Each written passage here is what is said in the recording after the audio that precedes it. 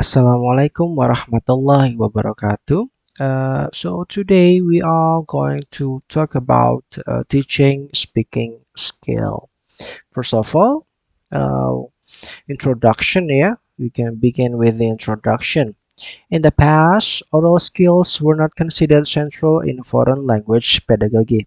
In classes which utilized comprehension-based approaches to language teaching, listening and reading skills were emphasized. However, with the advent of the theory of communicative competence and the practice of communicative language teaching, the teaching of speaking skill has become central in foreign language classrooms.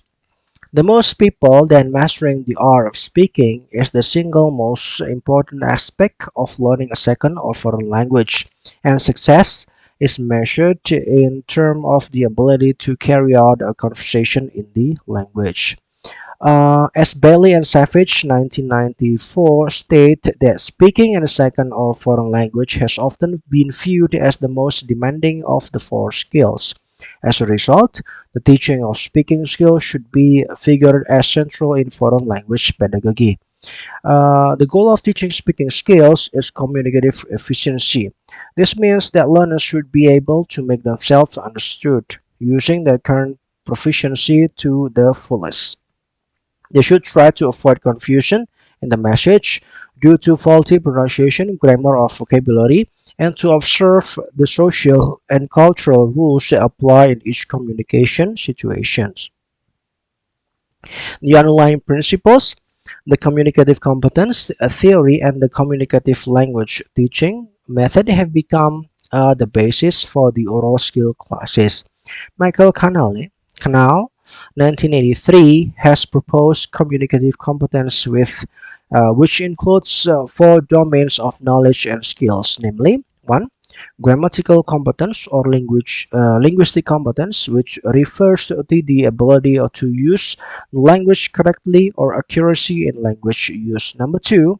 Sociolinguistic competence, which refers to the learner's ability to use language correctly in specific social situations or appropriacy in using language. Number 3.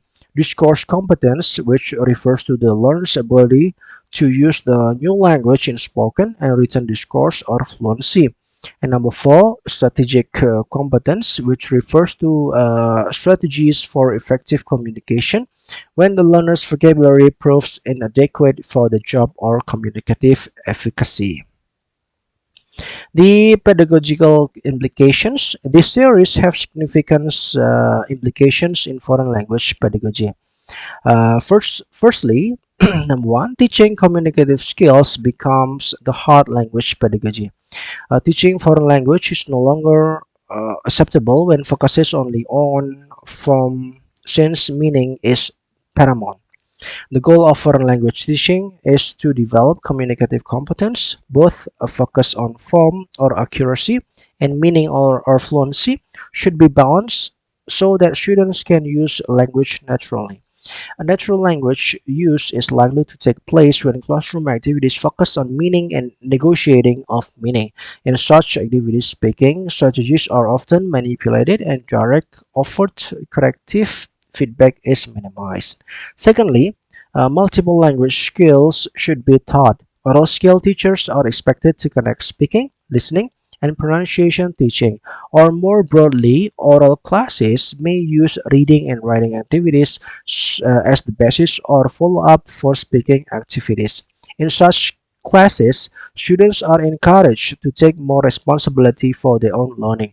In the oral classes, students are also trained to use different types of communicative strategies. Speaking in a foreign language, however, is challenging task for language learners since speaking, according to Lazaraton in Murcia 2002, is an activity requiring the integration of many subsystems, and all these factors combine to make speaking a second or foreign language a formidable task for language learners.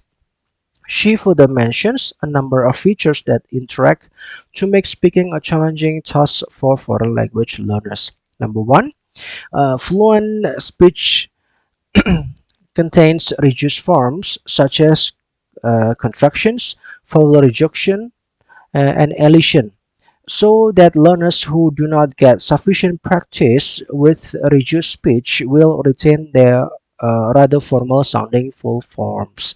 Second, slang and idioms are often used in speech without facility in using these ubiquitous features of spoken language.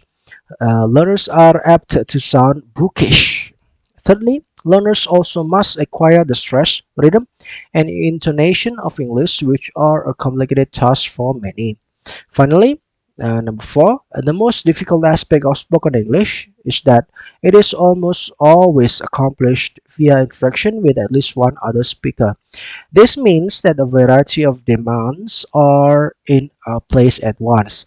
Monitoring and understanding the other speakers, thinking about one's own contribution, producing that contribution, monitoring its effects, and so on. For the above reasons, there should be some basic considerations to take before conducting a speaking class. The first to consider is the level of the student's proficiency and their perceived needs. The level of the student's proficiency can be determined by a placement test administered by the institution or the teacher, whereas information on learner needs can be obtained by questionnaire or information sheet. Secondly, we have to consider the content or topic to be taught. Nowadays, speaking classes at all levels are often structured around functional uses of language. In non-academic contexts, these may include greetings, talking on the telephone, interacting with school personnel, and shopping. In academic contexts, practice in activities such as leading and taking part in discussions and giving oral reports is needed to be carried out. Finally, we have also to consider the materials used for teaching speaking. Teachers may or may not use textbooks or materials for teaching speaking. When using published materials, teachers have to be critical. They must find out whether or not the materials suit the student's level of proficiency and needs, and whether or not the context or topics appropriate for the students. The classroom activities, yeah, a considerable number of articles have discussed specific techniques by which teachers might develop lots of examples for teaching students to communicate more effectively. The techniques also aim to simulate discussion and information trading transaction. Number one, role playing. This is one of the methods suggested for developing speaking skill is role playing. That is, creating a dramatic situation in a classroom or in a part simply acting out dialogues, but also in part relabeling objects and people in the room to prepare for imaginative role playing. Such role playing can help teachers expand the classroom indefinitely and provide natural context for the language being used. Example of role play, yeah, the title, yeah, the country and the city. A group of city and of country dwellers has met to discuss the merits of living in the city and of living in the country. So presents at the meeting are a man who lives in the country but drives several kilometers to his job in the city each day. Two young people who have bought a farm and moved from the city to the country. An old farmer who has lived in the country all his life. A married couple who live in the country and have two children. A factory worker in the city. A university professor. A young executive and his wife, and a married couple who live in the city and have one child. And then the group wants to talk about what are the advantages of living in the city and in this country. What are the disadvantages of living in the city and in the country? What are the differences between city people and country people? And how can the best of both worlds be found? And then number two, games. Yeah, a game is one of activity which can help to create dynamic, motivating classes. The reason is that real learning takes place when the students in a relaxed atmosphere participate in activities that require them to use what they have been drilled on. Games are not only suitable for children but also for adults. since there is always a child hidden in every one of us. Bringing out this child undoubtedly facilitates the learning of a foreign language. What follows are some examples of games as presented by Silver's 1990.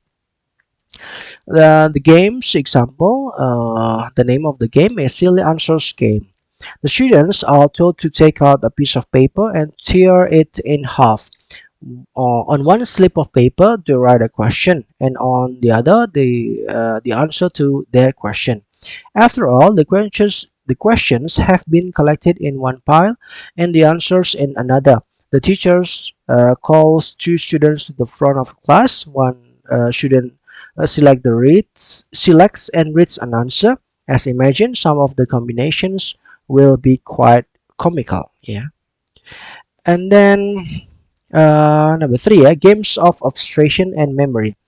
Games of observation and memory can be used for interesting and effective vocabulary practice. Observe the following examples.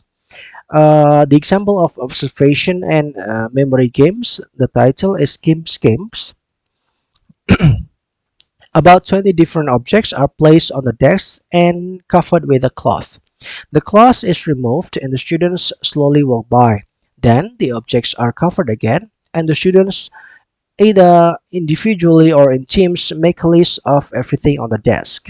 1 point is scored for every object correctly listed, and 2 points are deducted for any item on the list that is not on the desk. When played in teams, more objects are used and each team makes a single list. And then number three, problem solving. Materials which focus on problem solving offer further opportunities for students to work in pairs or small groups, to share information and opinions on topics which are meaningful to them. The basic principle lying behind such activities is that the teacher sets up a situation where there is an information gap among the participants, and this gap has to be bridged either orally or in written form. The primary objective in such activities may change significantly as students' oral proficiency develops. And then number four, discussion. The group discussion may be composed of 3 to 5 students. If such group work is used regularly and introduced with a careful explanation on its purpose, the class will soon accept it as a natural activity. The main aim of group discussion is to improve fluency, and grammar is probably best allowed to function as a naturally communicative context. Number five, song. Yeah? Using songs in EFL classroom, especially speaking, one can be both enjoyable and educational. Songs usually provides a peaceful and happy mood for the listeners. From a pedagogical standpoint, songs can be incorporated into the classroom for a variety of reasons. Song can be used as materials for discussion. Songs can be also used as the useful aid in the learning of vocabulary, pronunciation, structures, and sentence patterns.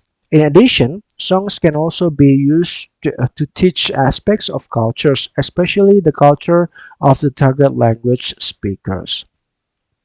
In conclusion, this material has tried to present several strategies for teaching speaking skills, but obviously none is a solution.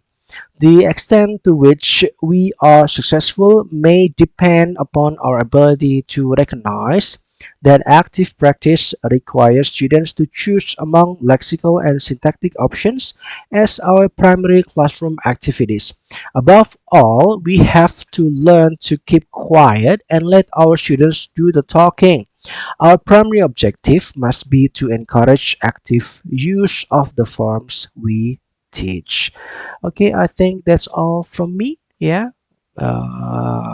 Thank you very much for your attention. Wassalamualaikum warahmatullahi wabarakatuh.